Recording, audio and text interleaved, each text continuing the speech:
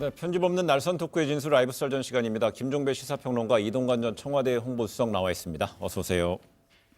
네, 라이브 썰전 바로 시작하겠습니다.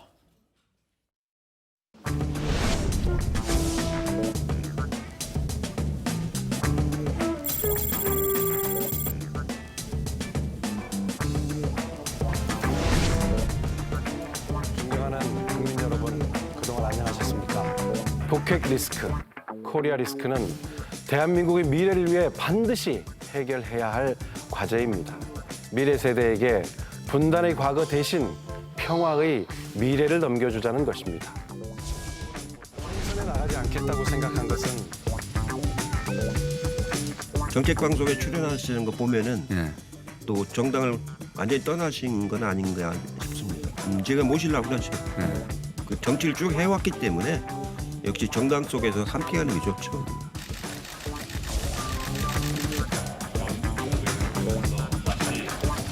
저는 현재의 국정 혼란을 수습하고 민심을 안정시키고 국론을 통합하기 위해서 대통령과 1대1 영수회담을 제의합니다. 하지만 자유대한민국이 제왕적 대통령제를 근본적으로 막을 수 있는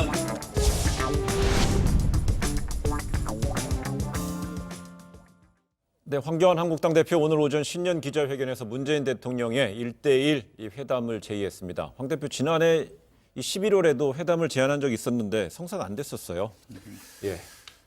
이 이야기를 하면서 또 한 가지 한 게 심판을 얘기를 했거든요. 예. 총선에서 문재인 정권을 심판하자고 하면서 또 만나자라고 하는 것들을 어떻게 이해를 해야 될지는 잘 모르겠습니다만 그건 논외로 치고 청와대의 기조는 분명하지 않습니까? 여야정 상설 국정협의체를 통해서 논의를 해가자라고 하는 게 청와대의 기조고 계속 그런 입장이었음을 잘 알고 있음에도 불구하고 저렇게 이야기를 하는 것은 설을 앞두고 소통 대방출이라고 보면 될 것 같습니다. 그러니까 설을 앞두고 우리는 이렇게 그러니까 소통을 하기 위해서 노력을 했는데 청와대에서 노했다.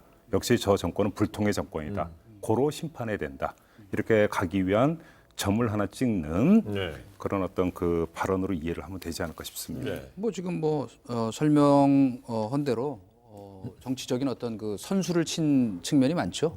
왜냐 작년에 뭐 이를테면 뭐 조국 사태, 지소미아 문제를 둘러싼 뭐 한일 갈등, 남북 관계 현안을 협의해야 할 그 많은 이슈 때도 안 이루어진 회동인데 지금 선거를 앞두고 좀 뭐 그 청와대나 여당 입장에서 보면은 누구 위해서 뭐 판 벌려줄 일 있나 이런 생각이 들 수밖에 없고 또 절박성도 없고 그런 면에서 본다면 뭐 이루어지기는 어렵고 대개 이제 이런 일이라는 게 그 여야 1대1 대표 대통령과 야당 대표의 회동이라는 게 아주 무슨 국면 타개를 위한 정말 절실한 필요성이 있을 때 예외적으로 사실 이루어지는 거거든요. 지금 같은 국면에서는 그러니까 뭐 현실성은 높지 않다 이렇게 보는 게 맞을 것 같아요. 그렇다면 청와대 뭐 특별히 답변할 뭐 부담감 없다고 봐도 될까요? 그러니까 또 여기에는 형식의 문제가 있는 거예요. 자, 그러면 이제 그 기자 앞에서 마이크에서 저렇게 이야기를 했는데 그러면 예를 들어서 비서실장이든지 누구든지 시켜가지고 그러면 뭐 청와대 빈가 그 노영민 비서실장이나 강기정 정무수석에게 그럼 보내서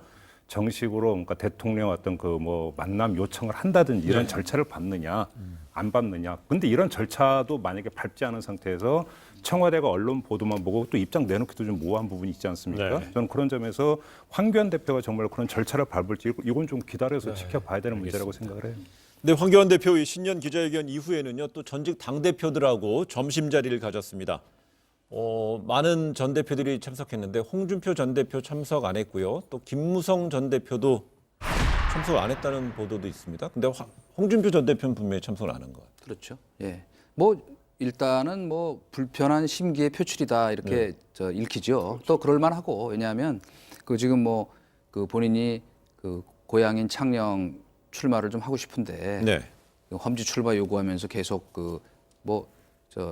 험지 출마 요구 응하지 않으면 그 공천 컷오프하겠다고까지 이렇게 그 당에서 그런 얘기가 나오는 판이니까 또 뭐 흔쾌하게 참석하기는 좀 내키지 않았겠죠. 게다가 또 가서 혹시라도 또 이렇게 서로 험한 말 주고받는 일 생기면 모임 취지에도 안 맞고 그래서 뭐 안 간 것으로 보이죠. 홍준표 전 대표 입장은 지금 이동관 전 수석께서 말씀하셨으니까 뭐 제가 굳이 덧붙일 필요는 없을 것 같고 이 만남을 주선한 황교안 대표의 그럼 의중은 뭐냐? 요것만 좀 그 말씀을 네. 드리면 조금 전에 저는 청와대 영수회담을 제안한 것도 그렇고 유승민 그 의원에게 1대1로 만나자라고 제안한 것도 네. 그렇고 지금 이 어떤 전직 대표나 비대위원장을 초청해서 만나는 것도 그렇고 설을 목전에 두고 이 이벤트를 계속 줄줄이 가져가는 것은 그러니까 의도는 분명하다고 생각을 해요. 네. 분명하다고 생각을 하고 여기에다가 하나를 더 덧붙이면 저는 처음에 이걸 봤을 때 이른바 우리가 흔히 이야기하는 차도살인지계라고 그러죠. 네. 다른 사람의 칼을 빌어서 상대를 그러니까 벤다. 네. 이게 이제 차도살인인데 결국은 차도살인의 목적에 깔리는 게 아니냐.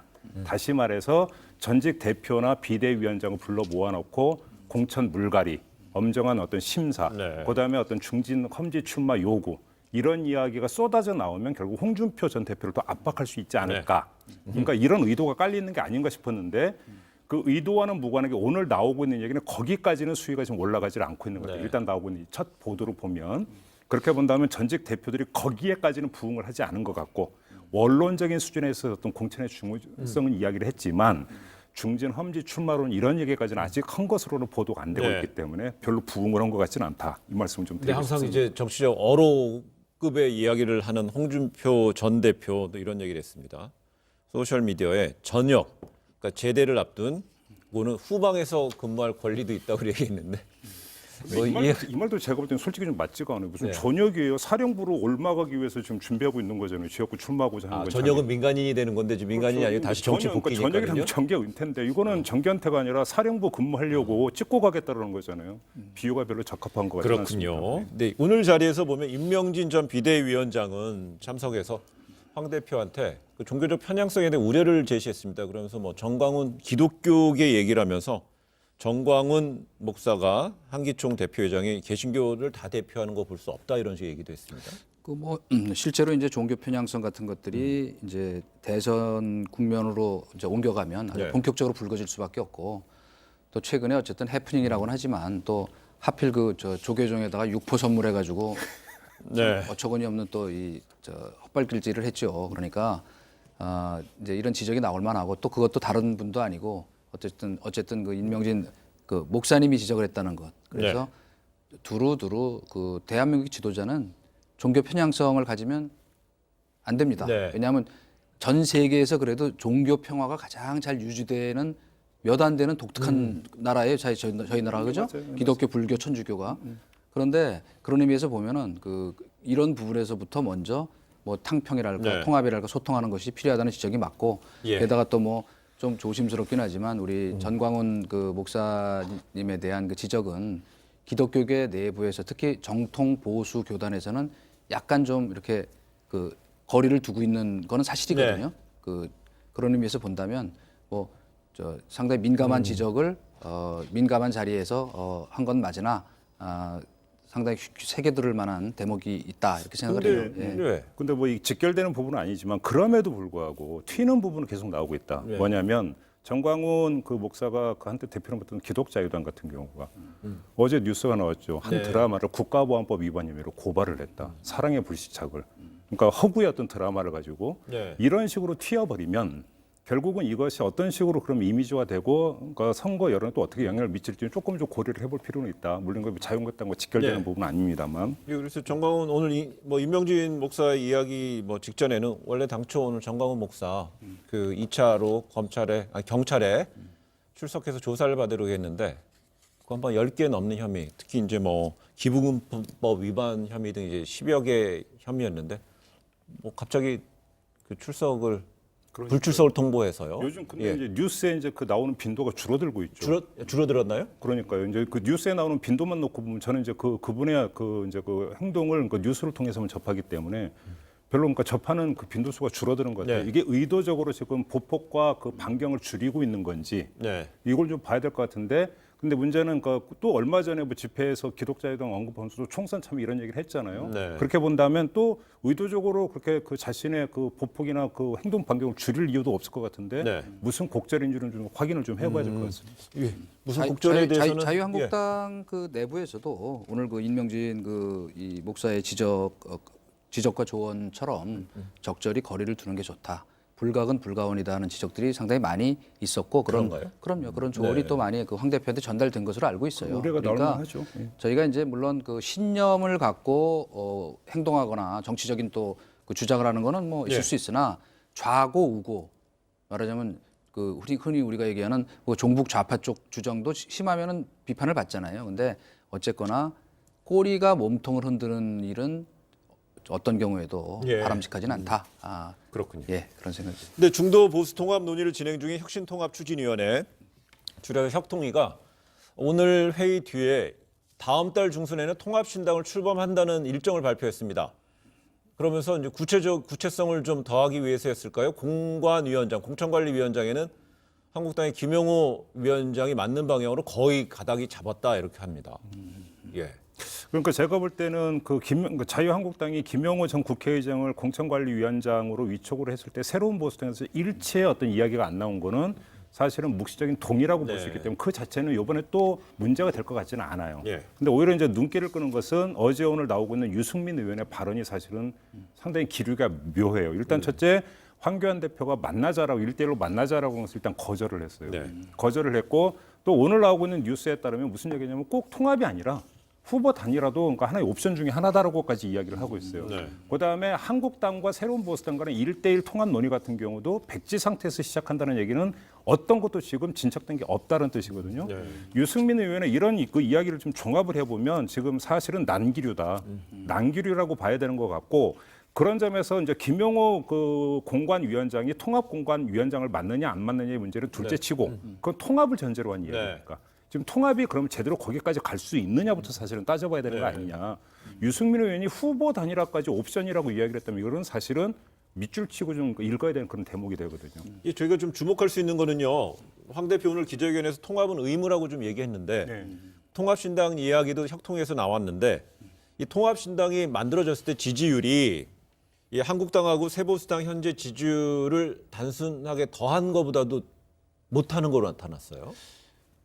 물론 이제 그 구체적인 분석을 하기 전에 네. 그 한 가지 저희가 그 지적할 수 있는 거는 실제로 이런 체감이 그 이제 정치 현장에서도 좀 느껴지니까 아마도 그 자유한국당 내에서도 우리 황교안 대표는 상당히 적극적 의지를 갖고 통합을 추진하려고 하고 있으나 실무선이나 그 말하자면 당의 그 이 간부 중간 간부 이런 이 정책을 짜는 사람들 또 여의도 연구원 이런 데서는 통합의 시너지 효과가 생각보다 크지 않다는 그 보고들이 꽤 상당히 있었다 그래요. 네. 그러니까 그건 무슨 말이냐면 지금 이제 뭐 좀 다른 얘기지만 오늘 그 원희룡 그 제주지사가 이제 합류하기로 했기 때문에 네.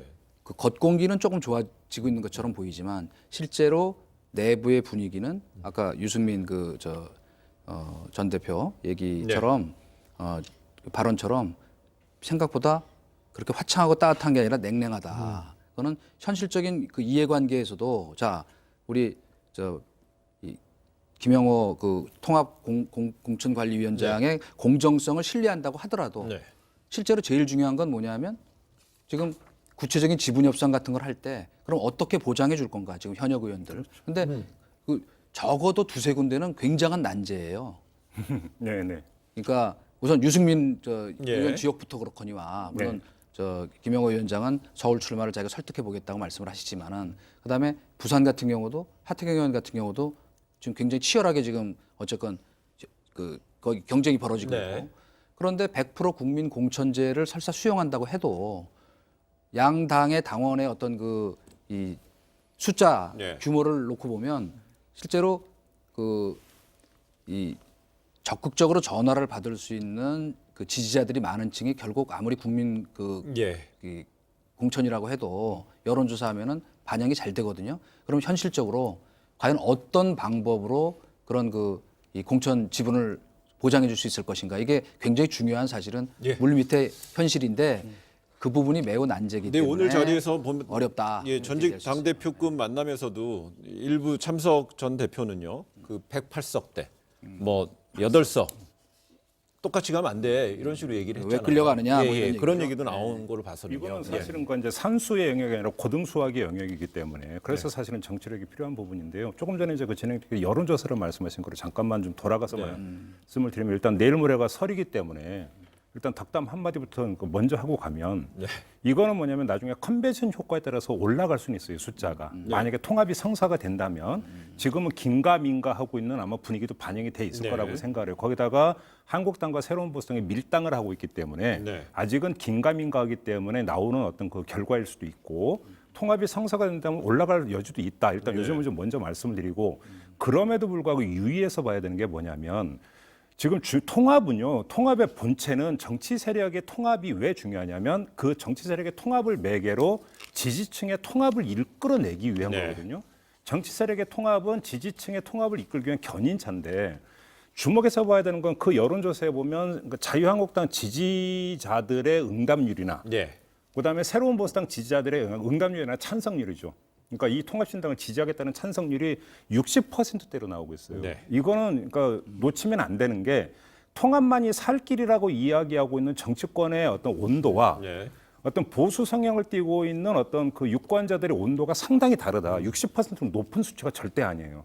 통합만이 살 길이라고 하는 어떤 그 보수 쪽의 당위에 입각해서 네. 본다면 요거 하나를 좀 짚어야 되고 또 한 가지는 그 자유한국당 지지라고 하면서 이제 통합신당에 한 표 던지겠다고 하는 응답률이 새 보수당 지지층보다 낮아요. 이 이야기는 무슨 이야기냐면 아직도 앙금이 가시지 않고 있다. 네. 유권자층 안에서도.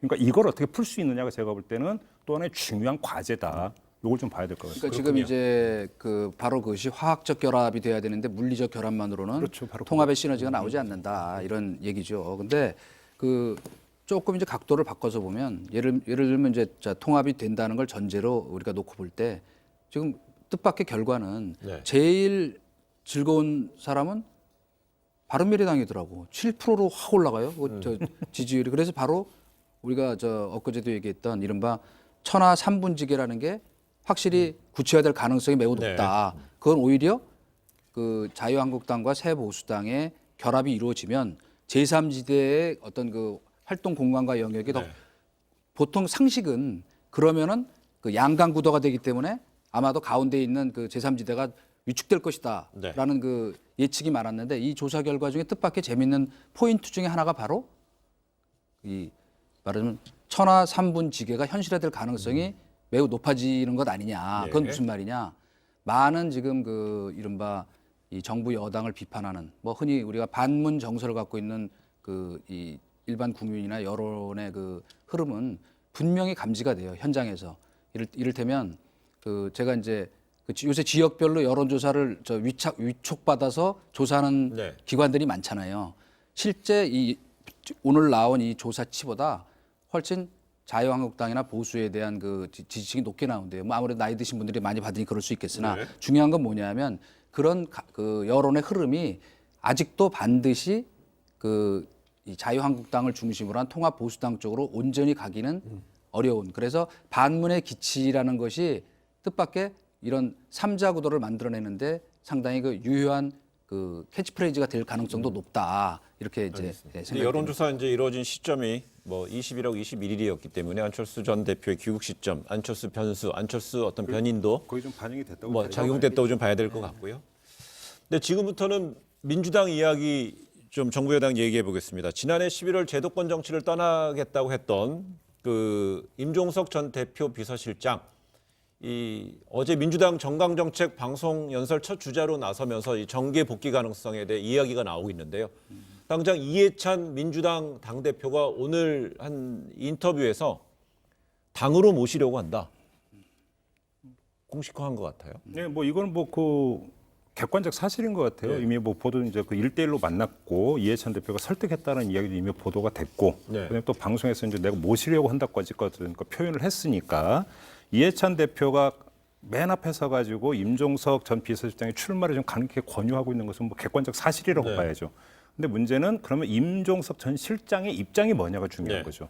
이제 이게 이제 뉴스가 된 게 어제 정강정책 방송 연설의 어떤 주자로 나와서 했다라는 것 때문인데 본인은 여기서 또 어떤 뭐냐면 그 제도권 정치는 끊겠다라고 이야기했거든요. 다시 환기를 시켰거든요.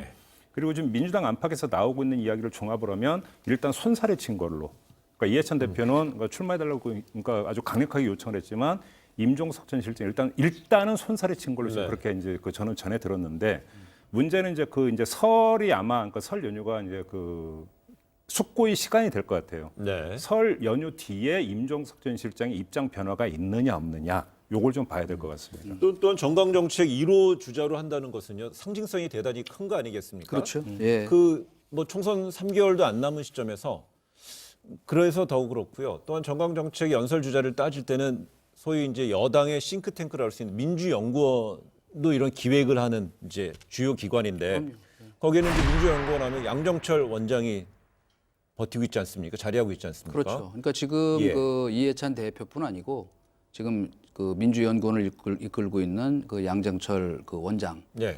아주 적극적으로 지금 권유를 하고 있는 그런 입장이라고 해요. 그러니까 그럼 왜 그럴까?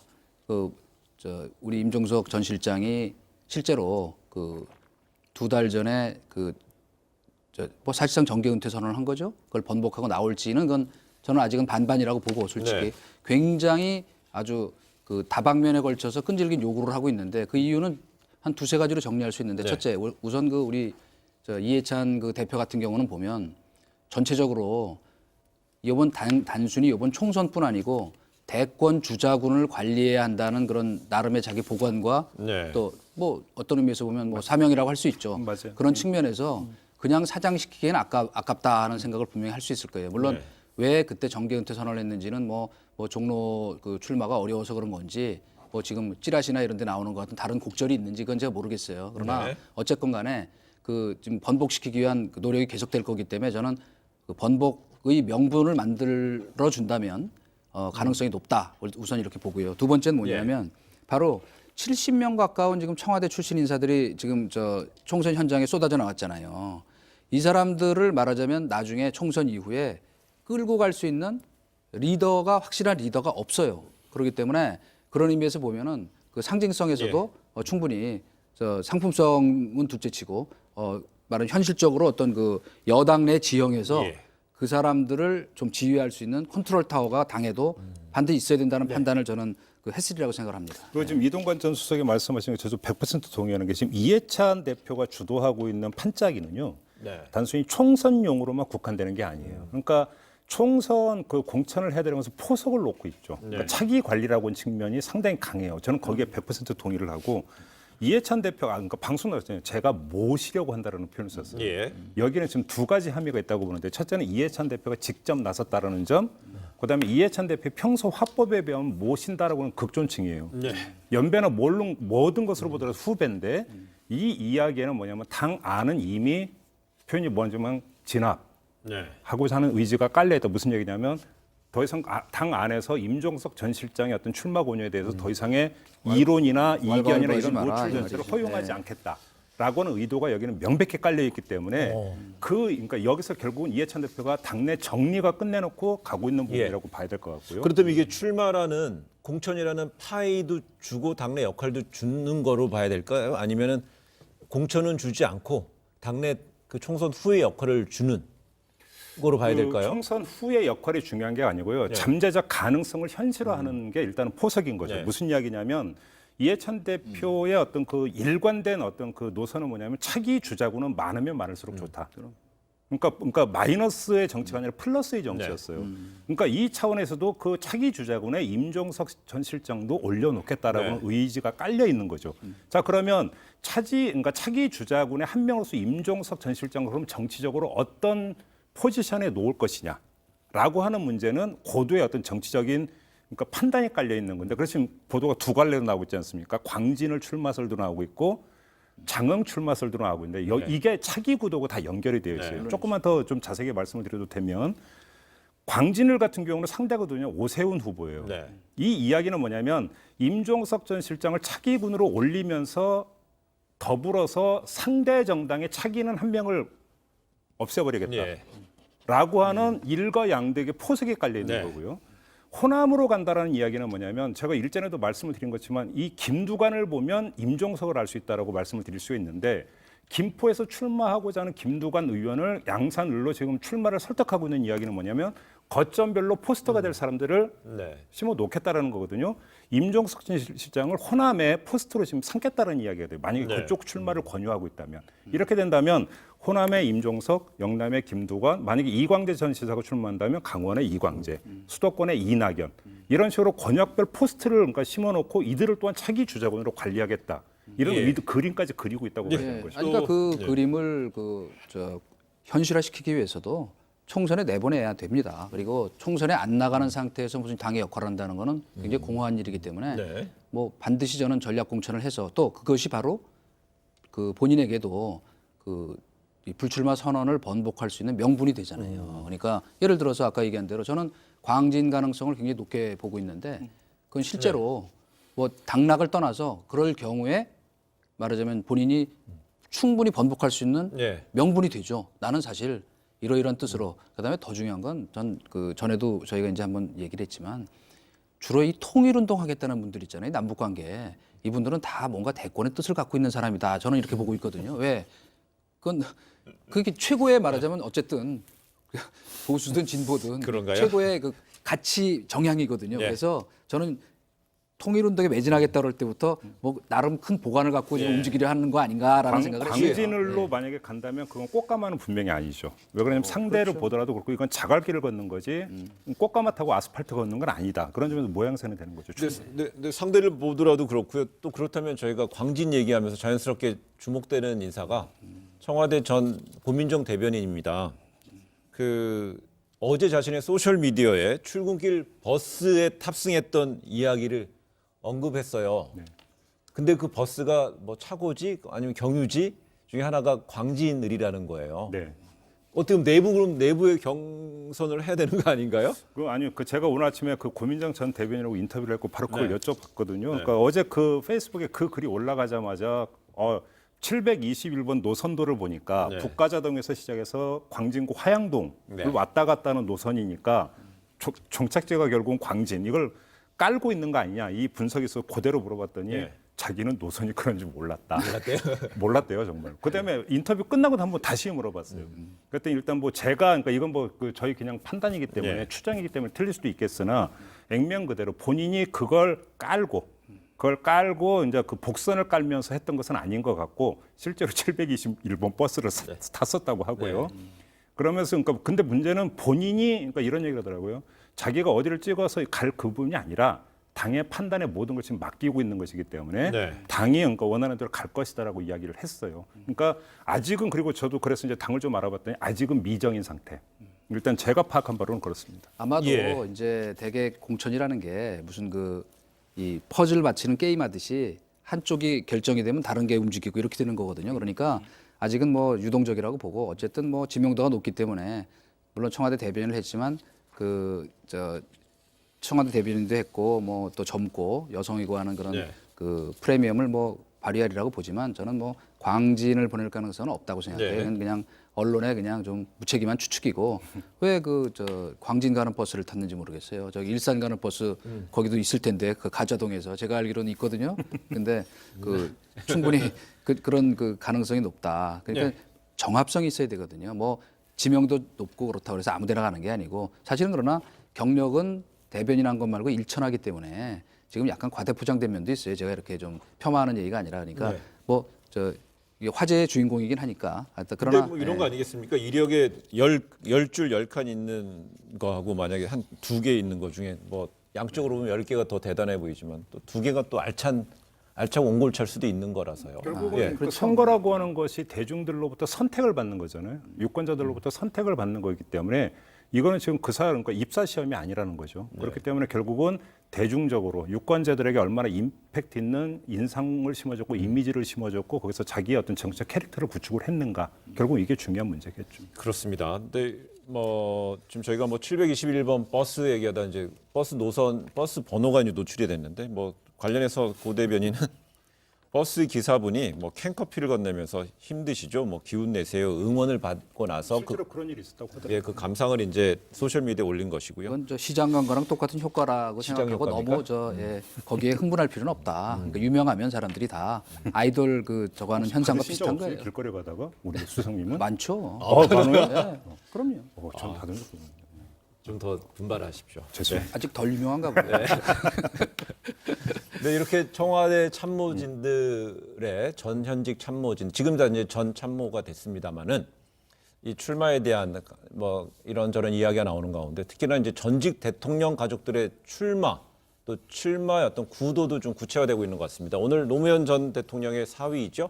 이 곽상원 변호사가 민주당에 입당하면서 어르신의 큰 뜻을 잇겠다 이렇게 포부를 밝혔다고 합니다. 그러니까 이게 이제 저희도 얘기했던 예를 들어서 문희상 국회의장의 아들인 문석균 씨가 그러니까 아버지의 지역구를 바로 물려받아서 그 조직까지 물려받아서 거기서 출마하는 거와 지금 이분 같은 경우는 이제 충북, 보은, 옥천 이쪽에 이제 출마를 할 의사고 그쪽 충북 도당 쪽으로 이제 뭐 이걸 냈다고 하니까 이거고는 제가 볼 때는 같이 비교할 수 있는 성질의 문제는 아닌 것 같아요. 이제 한때는 어떤 보도가 있었냐면 이 사위인 곽상은 변호사가 김해을에 출마하려고 한다 이런 보도가 나온 적이 있었어요. 그래서 이건 뭐야 이랬는데 그게 아니라 충북 지역에서 어떤 그 출마를 희망을 한다고 한다면 뭐 그거는 할 수 있는 뭔가 정치가 어떤 뭐냐면 그러니까 정치 참여의 자유가 있기 때문에 네. 할 수 있는 부분이고 거기서 예를 들어서 무슨 어떤 프리미엄이나 이런 것들 후광이나 네. 이런 것들을 안고 들어가는 것은 아니지 않는가? 그건 할 수 있는 문제라고 저는 생각을 합니다. 네. 아니 뭐 원론적으로 뭐 그 이 참정권의 자유가 있기 때문에 뭐 출마하는 걸 뭐라 할 수는 없으나 뭐 어르신의 큰 뜻을 잇겠다는 뭐 출마의 변도 뭐 100번 양보해서 인정한다 치더라도 이런 어떤 그 자기의 가계의 후광을 업고 뭐 똑같은 거예요. 우리 문희상 회장 그 지금 아드님이 굉장히 비판받고 있는 아빠 찬스 그것도 네. 똑같이 적용될 수 있다고 보기 때문에 별로 바람직한 현상은 아니다. 왜냐 이를테면 자기의 저 축적과 업적과 역량을 갖고 평가받는 게 선거지 네. 무슨 뒤에 선거 전에서는 물론 효과가 있을 수 있어요. 그러나 명분상 매우 그 부족하다. 그렇기 때문에 아마도 우리 김대중 대통령 아니 김홍걸 김홍걸 삼남예.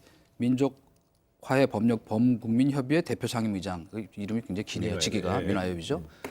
같은 경우도 호남에서는 막상 돌려보니까 생각보다 여론이 좋지 않게 나왔다는 거 아니에요. 그렇기 때문에 그거를 꼭 믿을 건 아니다. 그러니까 본인이 어떤 지금까지의 그 역정을 걸어왔고 뭐 흔히 얘기하면 스토리가 되느냐. 그래서 아까도 제가 뭐 고민정 대변인 얘기 뭐 잠깐 얘기했지만은 그것이 더 중요한 것이지 뭐 지명도로 얘기하면 더 유명한 분들도 많잖아요. 그러니까 그런 의미에서 본다면 저는 개인적으로는 썩 적절치는 못하다. 왜 대통령 아들로서 말하자면 윗분들 자기가 모셨던 아니면 그분들을 잘 현창하는 것도 매우 중요한 일이기 저는 두 때문에 가지를 좀 말씀드리고 싶은 게 이제 첫째는 김홍걸 의장 같은 경우는 무명으로 있다가 그냥 대통령의 아들로만 살다가 갑자기 그 돌아가신 아버님을 어떤 그 후광에 입어가지고 정치에 그러니까 진출하는 게 아니라 그동안 계속 정치적인 행보를 해왔던 분이에요. 상당 기간 동안을. 그렇게 본다면 그 대통령의 아들을 떠나서 그냥 어떤 그 정계 입문을 하고자 하는 희망자로서의 어떤 김홍걸이라고는 이름을 걸고 몇 년 동안 정치 활동을 해왔다. 네. 이렇게 본다면 달리 볼 여지가 있는 게 아니라는 점을 말씀을 드리고 싶고 차제 그러니까 저번에 문석균 씨 이야기했는데 제가 그런 말씀을 드렸던 기억이 나는데 자, 정치학 세습이라고 하는 것에 대해서 이제는 대한민국 사회와 정치에서 한 번은 정리해서 이야기를 할 때가 됐다. 예. 그래서 그러면 이거는 누가 보더라도 아빠 찬스고 이건 말 그대로 세습이니까 문제가 있는 것은 무엇이고 또 아닌 것은 무엇인가에 대한 공론이 이제는 좀 그러니까 진행이 될 필요가 있겠다. 네. 여기는 마구 섞여 있는 부분들도 일정하게 있어요. 지금도 이야기가 이제 계속 그렇게 나오는 것 아니겠습니까? 네. 이런 점에서 한번 이런 그러니까 개별적인 케이스 말고 한번 종합적으로 이야기할 수 있는 이런 것들 좀 필요하지 않을까 싶은 생각이 좀 개인적으로 들긴 합니다. 그렇습니다. 근데 또한 이제 대통령 가족으로서 해서 이제 그래서 지금 이제 DJ 정부와 그다음 참여 정부 이제 두 자제 가족 이게 출마 가능성을 이제 저희가 이야기를 하고 있는데 이것이 만약 그렇다면 민주당에서는 이번 총선 전략 중에서 그 DJ 정부와 참여 정부 그러니까 더하기가 되는 거 아니겠습니까? 빼기는 아닌 것 같아, 마이너스는 아닌 것 같아서 그런 부분도 총선 전략에 있어서 플러스로 더하기로 작용할 수 있을까요? 저는 그러니까 제가 아까 말씀드린 것도 이를테면 뭐 개인적으로 김홍걸 씨에 대해서 폄하하려고 그러는 것이 아니고 물론 이제 그동안 정치권에 뭐 이렇게 그 적을 두거나 참여를 많이 했죠. 그런데 중요한 거는 사실 그동안에 그러면 대통령 아들이라는 거 말고 무슨 말하자면 경력을 쌓아왔는 걸 보면은 사실 그렇게 여러 가지 한계는 있었겠지만 별로 없어요. 그러니까 제가 얘기하는 건 뭐냐면 그 사람이 어떤 개인으로서 이를테면 뭐 정치권에 도전할 만한 여러 가지 그 자질을 갖고 있는 사람들은 예. 누가 반대하겠어요, 그거는. 그러나 그렇지 않은데 그런 후광을 얻고 하는 거는 그거는 이른바 또 그거를 노려서 어떤 총선 전략으로 쓰는 것은 이른바 그게 바로 TV 정치, 탤런트 정치, 극장 정치다. 그러니까 그런 면에서 별로 바람직한 건 아니다 이렇게 생각한다는 그러니까 말씀. 이제 제가 이제 그 이게 바로 이제 그 제가 이제 한번 그 사회적인 공론이 필요하다고 말씀을 드리는 이유가 그거예요. 그러니까 자 이런 거죠. 김홍걸 의장 같은 경우 만약에 일산으로 간다면 한번 이렇게 그림을 그려보면 일산을 그러니까 갖고 거기서 당내 경선을 거쳐서 이겨서 공천받아서 총선에 나가서 만약에 당선이 됐다고 한번 가정을 해보죠.